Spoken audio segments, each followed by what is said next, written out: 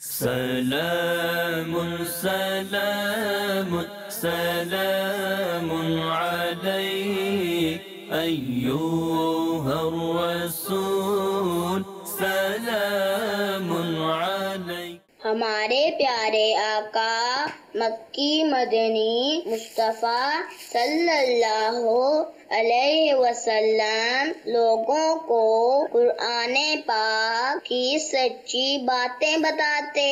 پیارے آقا صلی اللہ علیہ وسلم کے پاس جبریل امین علیہ السلام قرآن پاک وحی کی صورت میں لے کر آتے۔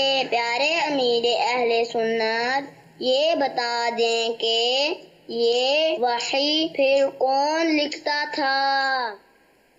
حضور صلی اللہ تعالیٰ علیہ وآلہ وسلم کے کاتبین یعنی لکھنے والوں کی تعداد 40 سے اوپر ہے، لیکن سب وحی نہیں لکھتے تھے، بلکہ ان میں سے بعض وحی لکھتے تھے اور دیگر لکھنے والے دوسری چیزیں لکھنے پر مامور تھے، یعنی ان کی ذمہ داری تھی۔ مثلاً بعض کاتبین یعنی لکھنے والے سلاطین و امراء یعنی بادشاہوں کے نام لیٹرز تیار کرتے تھے، لکھتے تھے۔ بعض صدقے کے مال کا حساب کتاب لکھتے تھے، اور بعض لین دین وغیرہ کے معاملات لکھتے تھے۔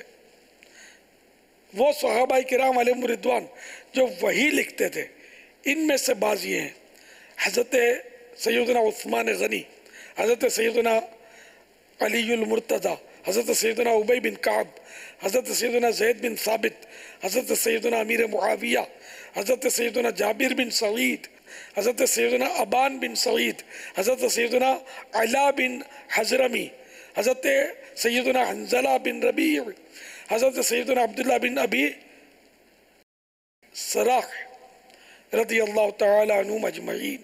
صلو علی الحبیب صلی اللہ تعالی علی محمد۔